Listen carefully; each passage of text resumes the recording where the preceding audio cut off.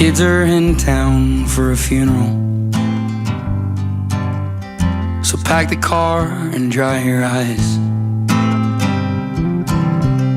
I know they got plenty of young blood left in them, and plenty nights under pink skies you taught them to enjoy.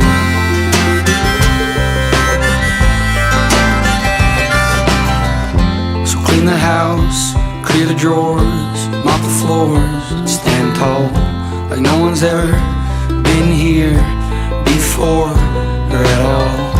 And don't you mention